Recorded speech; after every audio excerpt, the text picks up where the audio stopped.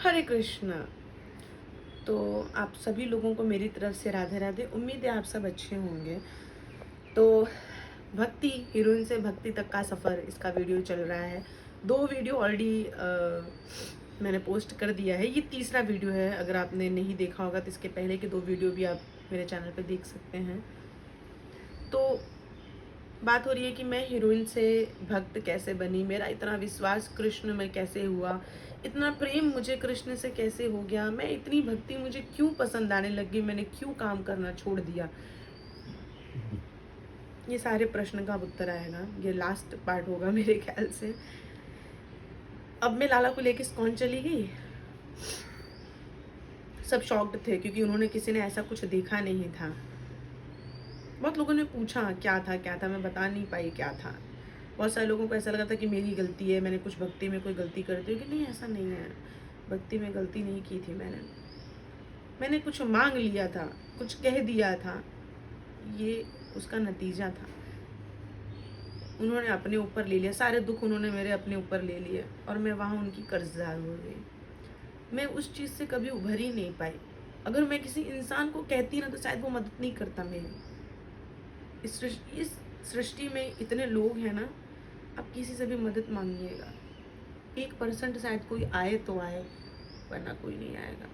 सब आपका मजाक बनाएंगे, चले जाएंगे। कृष्ण ने मदद की, वो भी ऐसी मदद की कि ज़िंदगी भर के लिए मुझे कर्जदार कर दिया। मैं बहुत सेंसिटिव हूँ, जैसे कि मैंने आपको पहले कहा कि कोई मेरे लिए इतना करता है ना तो मुझे ऐसा लगता है मैं सामने वाले के लिए कितना कर दूँ। वो मुझे अपने आप में ऐसा लगता है कि नहीं, किसी का कर्ज क्यों रखना। अगर कोई आज के टाइम में आपके लिए इतना भी कर रहा है बहुत बड़ी बात है, वरना लोग तो ले लेते हैं, देने की बात तो बहुत दूर की रही।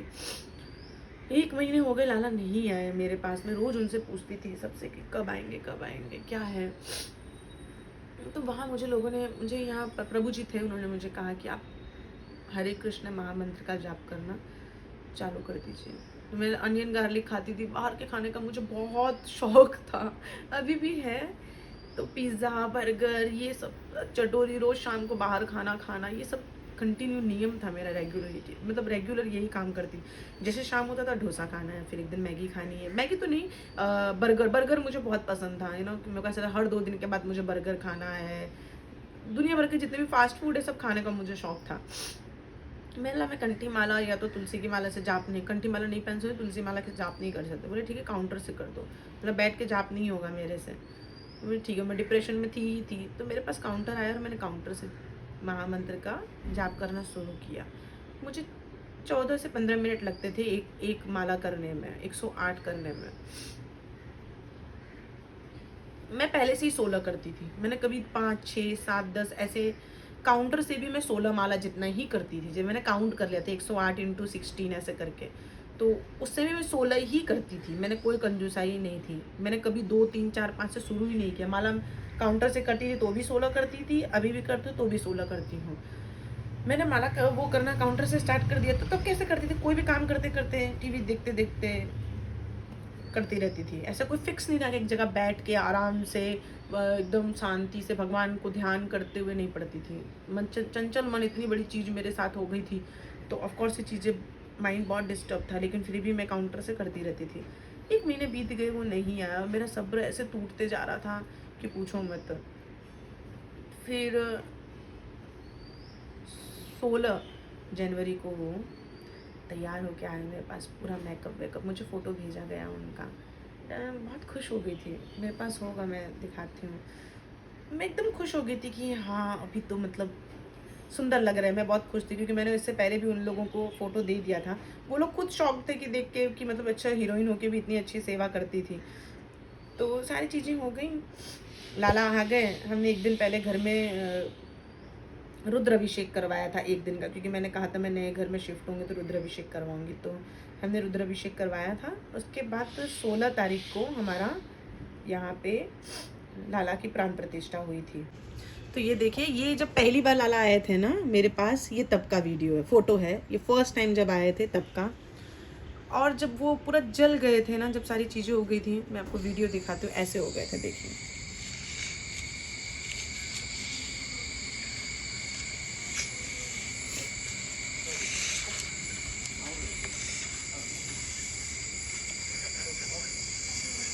इतने बुरे से जले थे वो।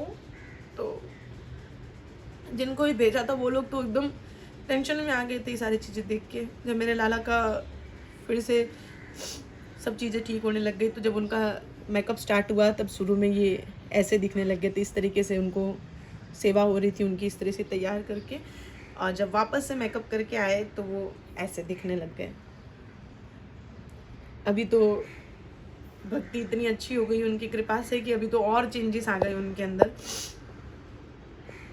फिर आए मेरे पास 16 जनवरी को, उसका ही वीडियो मैंने डाला है। सारे प्रभु जी आए थे इस्कॉन के, और कीर्तन हुआ, महाअभिषेक हुआ, प्रसादम भी रखा था।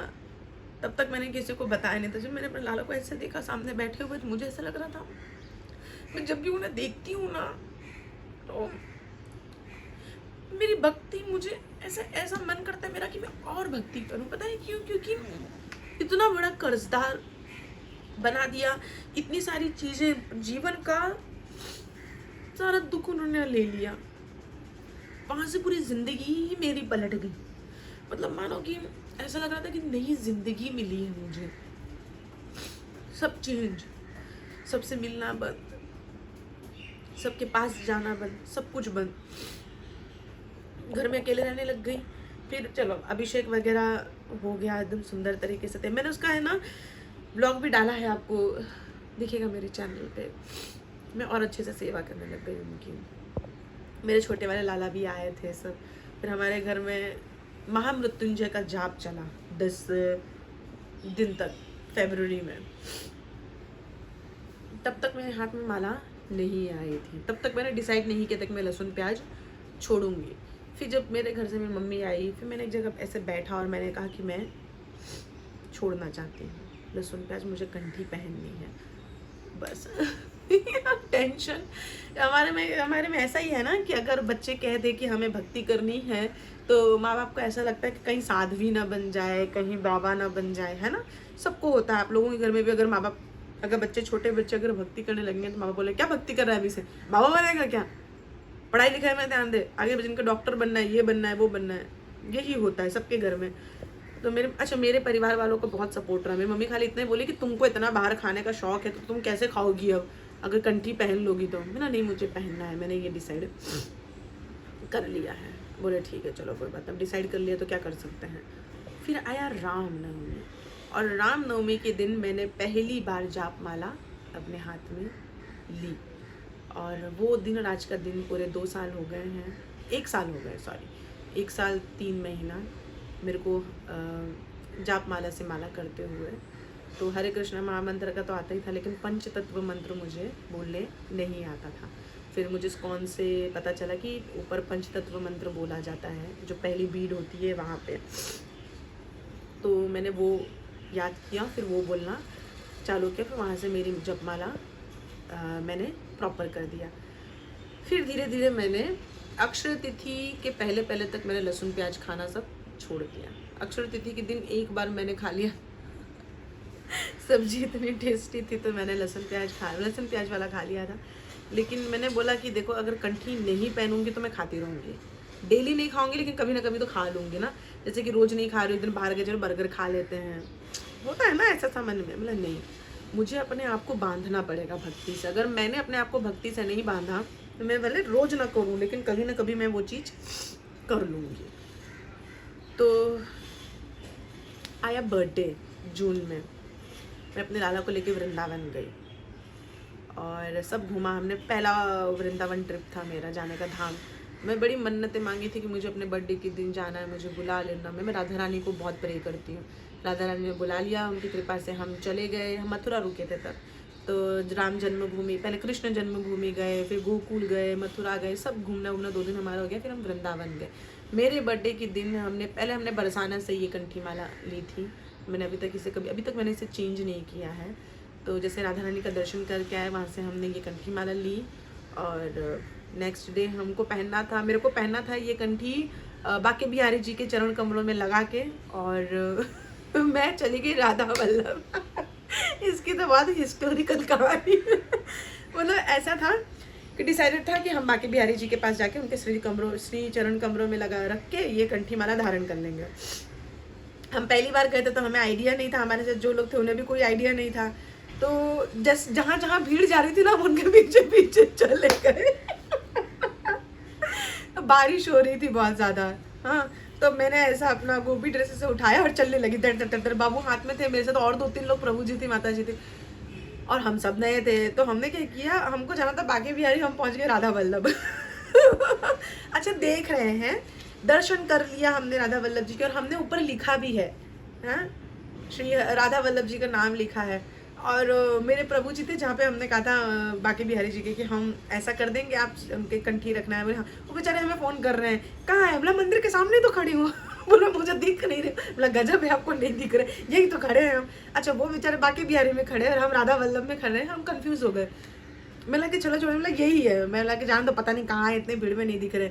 मैंने कंठी निकाली अपनी, और वहाँ पे प्रभु जी थे। मैं लगा ये उनके श्री चरण में लगा के मुझे दे दीजिए, मुझे धारण करना है। बहुत अच्छे थे, उन्होंने लगाया और मुझे दे दिया, और मैंने वही पहन लिया। और हाईलाइट थी वो तो मेरे साथ। फिर देखा तो मिला, अरे यार ये तो राधा वल्लभ है, हमको तो बांके बिहारी जाना था ना। अच्छा, पढ़ रही हूँ लेकिन समझ नहीं पा रहा है, समझ नहीं आ रहा है मुझे। मतलब ये था, होनी को कोई नहीं टाल सकता। राधा वल्लभ चाहते थे कि तुम मेरे श्री चरण कमलों में ये कंठी माला लगा के मेरे पास धारण करो ना। ठीक है, कंठी माला धारण की, फिर पूछते पूछते बांके बिहारी के, तब तक वो प्रभु जी बोलते हैं मंदिर बंद हो गया है। कहाँ? बोला राधा वल्लभ में खड़ी थी बांके बिहारी समझ के। बोले दिख नहीं रहा था। बोले दिख रहा था, पढ़ी भी 4 बार, वीडियो भी बनाई, लेकिन समझ में नहीं आ रहा था। बोले चलो यही होना लिखा था, वहीं से पहना तो तुमने वहीं से पहन लिया, चलो कोई नहीं। तो वहाँ से मैंने कंठी माला धारण की, फिर पूरा एक दिन निकला। फिर नेक्स्ट डे, उसी दिन मैंने मतलब इत्र सेवा भी की थी बांके बिहारी में, उनकी कृपा से। खाली दर्शन नहीं हो पाए थे, लेकिन इत्र सेवा अच्छे से कर ली थी, झांकी वगैरह सब देख ली थी मैंने। और अगले दिन हम फिर सुबह सुबह जल्दी उठे, क्योंकि हम मथुरा रह रहे थे, तो मथुरा से हमें वृंदावन आना पड़ा था, तो लेट हो जा रहा था हम लोगों को। पहला ही ट्रिप था तो समझ नहीं आ रहा था, लाला मेरे साथी थे। तो हम सेकेंड डे फटाफट पहुँचे बांके बिहारी, वहाँ हमने दर्शन किया। प्रभु जी ने हमें माला धारण करवाई, बड़ी सी उनके फूलों की थी, रेड कलर, हाँ रोज़ था, और 1-2 फूल और थे। हमारे लाला को भी दिया, हमारे साथ जितने प्रभु जी थे, माता जी थे, उनको भी मिला। और हमें बांके बिहारी जी का प्रसाद मिला, जो सुबह का जो उनका भोग लगा था वो वाला प्रसाद मिला। फिर हम वहाँ से निकले बाहर, वो प्रसाद पाए, हमने नाश्ता वास्ता किया, फिर हम बाकी सब जगहों पे घूमने लग गए। वहाँ से मेरी भक्ति में और ज़्यादा बदलाव आने लगा। अब कंठी पहनने तक तो सवाल ही नहीं उठता, मन इधर उधर भटकने का या कुछ खाने पीने का डिसाइड कर लिया। बहुत मुझे एकदम मेरे मन को भ्रमित करने की कोशिश हो रही थी हर तरीके से, बट मुझे एक ही चीज़, अगर मेरा मन भागता है ना, तो मैं एक ही चीज़ याद करती हूँ कि कृष्ण ने मेरे लिए क्या किया है और मुझे उनके लिए क्या करना है। बस मेरा मन अगर कहीं भागेगा ना तो वो वापस आ जाता है। मैं अपने मन को कहीं भागने ही नहीं देती, इसी वजह से कि मैं कर्ज नहीं उतार सकती, कभी नहीं उतार सकती। लेकिन मेरे एक कहने पे, मेरे एक रोने पे उन्होंने इतना बड़ी चीज़ मेरे लिए कर दी, इतना बड़ा चमत्कार कर दिया कि वो चीज़ आज तक कभी हुई नहीं। वो शक्ति है वो।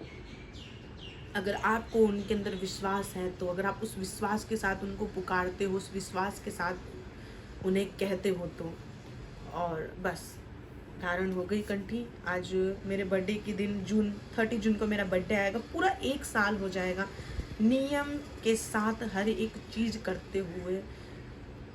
मेरे लाला की कृपा से और अच्छे से सेवा करने लग गई हूँ, और ज़्यादा प्यार करने लग गई हूँ, पूरा वक्त भक्ति में देती हूँ। अब इंडस्ट्री में मेरे को काम मिलना बंद हो गया। जैसे मैंने फ़ोटो वीडियोस डालने चालू कर दिए वृंदावन के लाला के साथ तिलक लगा के, तो लोगों को तो हम इतने फॉरवर्ड हो चुके, हमको देखिए फॉरेनर अपना उनका कल्चर छोड़ के हमारा कल्चर अपना रहे हैं, और हमारे वाले इतने भ्रष्ट बुद्धि हैं कि अगर आप अपना ही कल्चर फॉलो करने लगोगे ना, तो लोगों को लगेगा बाबा बन गए हो, आप साधु बन गए हो। तिलक लगा लिया तो साधु बन गए, कंठी पहन लिया तो साधु बन गए, माला जाप कर लिया तो साधु बन गए। अरे अपना अपना धर्म है भाई, यही तो हमारा धर्म है, यही तो हमारी संस्कृति है। हमने फॉरेन कल्चर को इतना अपना लिया है कि हम अपनी संस्कृति देखते हैं तो कहते हैं कि अरे दिखावा कर रहे हैं। अरे कैसा दिखावा भाई, हमारा ही है ये, पराया थोड़ी नहीं है। भक्ति छुपा के की, हाँ भक्ति छुपा के करते हैं और कांड दिखा के करते हैं। क्लब में जा रहे हैं, दारू पी रहे हैं, सिगरेट ले रहे हैं, वो दिखा के सोशल मीडिया पे पोस्ट करो, वो चलेगा। लेकिन अगर माला पहन लिया, तिलक लगा लिया, गोपी ड्रेस पहन लिया, धोती कुर्ता पहन लिया तो दिखावा हो गया। मतलब ये इतनी भ्रष्ट बुद्धि है हमारी। सोचिए कि हम कितने ज़्यादा फॉरवर्ड हो गए हैं कि हमें अपनी ही संस्कृति, अपनी ही भक्ति, अपने ही भगवान की चीज़ों को दिखाने में लोगों को बुरा लग रहा है और हमें शर्म आ रही है। क्यों शर्म आ रही है भाई?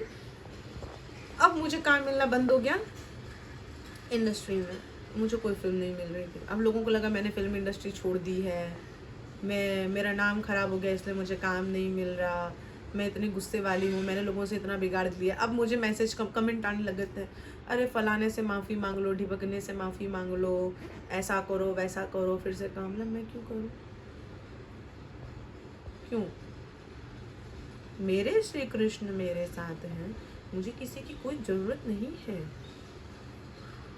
बात यहाँ खत्म हो जाती है। मेरे भाग्य में जो होगा वो मुझे कृष्ण देंगे, आप मुझे नहीं देंगे, ये मुझे नहीं देगा, कोई नहीं देगा।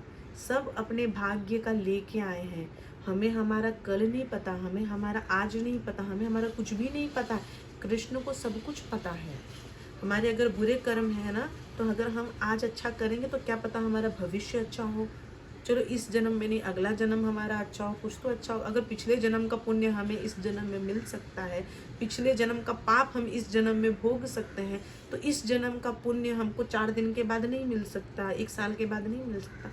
मिल सकता है, पुण्य ही पाप को काटता है। ये चीज़ हम कब समझेंगे? आप मुझे देने वाले या मैं आपको देने वाली कुछ नहीं होती, हम सिर्फ एक जरिया होते हैं, है ना। अगर भगवान को कुछ देना होगा तो आपको डायरेक्ट देंगे। आपकी किस्मत का है वो, तो आपसे कोई नहीं छीन सकता, मैं भी नहीं छीन सकती। अगर आपको कल को ऊपर जाना है तो मैं आपको हाथ पकड़ के खींच लूँगी क्या? नहीं खींचूंगी। मैं कैसे खींच सकती हूँ? वो आपका है, वो आपको मिलेगा। मेरे पास कृष्ण को आना था, वो आ गए, कोई रोक सका? इतना मेरा नाम खराब था, तब आए हैं कृष्ण ने मुझे, तब चुना जब मेरा नाम, जब सबसे ज़्यादा डाउनफॉल मेरा चल रहा था, जब हर जगह से मेरे लिए अलग अलग बातें चल रही थी, तब कृष्ण ने मुझे स्वीकार किया उस वक्त। तो मेरा फ़र्ज़ क्या होता है कि मैं सर्वप्रथम मेरे कृष्ण को आगे रखूं और फिर मैं उनके पीछे खड़ी रहूं। यही मेरा कर्तव्य है, यही आप लोगों का कर्तव्य है। पहले श्री कृष्ण, फिर पूरी दुनिया। ये पूरी दुनिया आपके बुरे वक्त में आपको छोड़ के जा सकती है, लेकिन कृष्ण, राधा रानी आपको जीवन में कभी भी छोड़ के नहीं जाएंगे। मुझे कृष्ण भक्ति महादेव की वजह से मिली है। मैं इतनी, जब कहते हैं कि महादेव प्रसन्न होते हैं आपकी भक्ति से, जैसे आप निश्चल भाव से भक्ति करते हैं बिना कुछ मांगे, और अगर महादेव प्रसन्न होते हैं तो आपको कृष्ण भक्ति देते हैं, कृष्ण भक्ति प्रदान करते हैं। तो मुझे महादेव की वजह से कृष्ण भक्ति मिली है। तो मैं इतने बड़े अपने, ये मेरे लिए बहुत बड़ा गिफ्ट है, उपहार है महादेव की तरफ से, तो मैं कैसे छोड़ दूँ? ये चंद चीज़ों के लिए, ये चंद चीज़ों की खुशी के लिए। यहाँ से कुछ भी हमारे साथ नहीं जाने वाला है। ये पैसा, ये घर, ये गाड़ी, ये बंगला, सब कुछ यहीं छूट जाने वाला है। ये शरीर भी सिर्फ यहाँ से जाएगी तो हमारी आत्मा और हमारे अच्छे बुरे कर्म। तो क्या मैं इन सब ये भौतिक जगत की चीज़ों के लिए मैं अपने कृष्ण को छोड़ दूँ? मुझे महादेव ने इतना बड़ा गिफ्ट दिया है, वो गिफ्ट को मैं ठुकरा दूं? क्यों? क्योंकि मुझे फिल्में करनी है, क्योंकि मुझे और बड़ा नाम करना है। मैं कृष्ण भक्त हूँ, इससे बड़ा नाम क्या हो सकता है? मैं वैष्णव हूँ, इससे बड़ा मेरा नाम और क्या हो सकता है? कृष्ण की वजह से आज लोग मुझे भक्ति में जानते हैं, इससे बड़ा मेरा नाम और क्या हो सकता है? मुझे इन सब चीज़ों से कोई लेना देना नहीं है। उस विश्वास पर मैं यहाँ बैठी हूँ, उस विश्वास से उन्होंने मुझे सब कुछ दिया है, और उस विश्वास पे ही मैं आगे भक्ति करना चाहती हूँ। हो सकता है मेरी भक्ति बाकी लोगों जितनी नहीं है, लेकिन 1 साल में मैं यहाँ तक पहुँची हूँ भक्ति में, कृष्ण की कृपा रही, तो मैं आगे और अच्छी भक्ति करूँगी। उन्होंने मेरे लिए कुछ सोचा है, उन्होंने आपके लिए कुछ सोचा है, तो उनकी उस सोच पे विश्वास करना है हमें, और उसी विश्वास पे हमें अपनी भक्ति कायम रखनी है, कुछ मिले या ना मिले। भौतिक जगत की चीज़ों से कभी भी कृष्ण भक्त को प्रभावित नहीं होना चाहिए। अगर आप अभी भी कृष्ण भक्ति कर रहे हैं और आप किसी भी बाहर की चीज़ों से प्रभावित हो रहे हैं, तो अभी आपको और सीरियस हो जाना है, क्योंकि जैसे ही आप भक्ति करेंगे ना, तो आपकी बहुत सारी परीक्षाएं चालू हो जाती हैं। इतना याद रखिएगा आप। तो यहाँ तक की ये बात थी। 4th पार्ट में मैं आपको फाइनल सारी चीज़ें बताऊंगी भक्ति में मैं एक कदम आगे कैसे बढ़ी। अगर आपको वीडियो अच्छा हो लगा हो तो लाइक कर दीजिएगा, सब्सक्राइब नहीं किया तो कर लीजिएगा और शेयर कर दीजिएगा। जय श्री राधे।